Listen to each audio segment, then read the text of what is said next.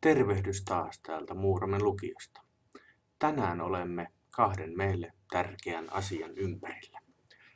Yrittäjyyden ja kestävän kehityksen.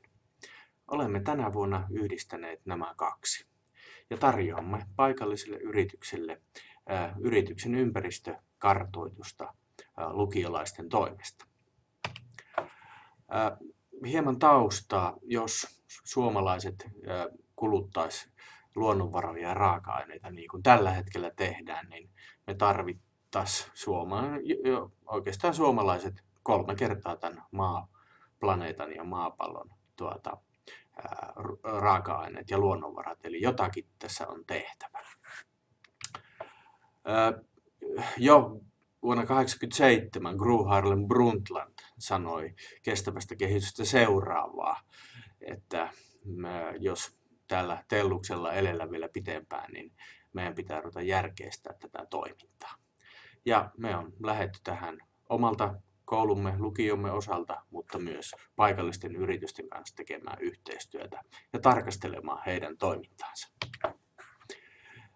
Ekologinen ja taloudellinen kestävyys voi olla myös tällaisia asioita. Enemmänhän me tällä haavaa monesti keskitytään tähän ekologiseen puoleen, siihen kuluttamiseen, jätteen kierrätykseen ja näin poispäin. Mutta meille kestävä kehitys on paljon muutakin. Me olemme päässeet tavallaan tuon askeleen jo ohittaneet ja päässeet siitä ylitse, ja meillä sosiaalinen ja kulttuurinen kestävä kehitys on merkittävää. Millä tavalla liikumme töihin, käymmekö lähilukiota vai siirrymmekö maakunnan lukioihin, se on meille arvo sinällään. Miten meidän henkilöstö kaikkiaan, siistijät, vahtimestarit, opettajat, sihteerit ynnä muut, miten ne täällä voidaan. Ja tietysti tärkeimpänä opiskelijalähtöisenä kouluna, miten opiskelijat meillä voi. Tarkistan tuossa äsken just meidän tasa-arvokartoitusta tai tasa-arvokyselyä ja oikein hyvältä näytti. Myös kaikki ympärillä olevat sidosryhmät pitää tukea tätä yhteistä toimintaa ja tavoitetta niin työterveyden kuin kunnan muiden toimijoidenkin osalta.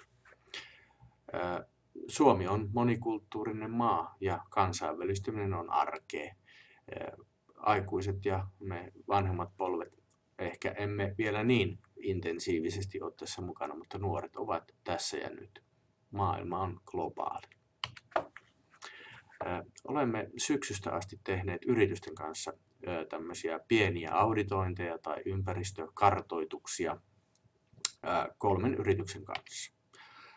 Siinä opiskelijaryhmä tutkailee yrityksen ympäristötyötä pienen auditoinnin myötä. Ja tällä tavalla ehkä näin ulkopuolisin silmin tai mystery shoppaajan silmin myös yritys saa uusia ideoita toimintaansa. Mitä olemme tehneet?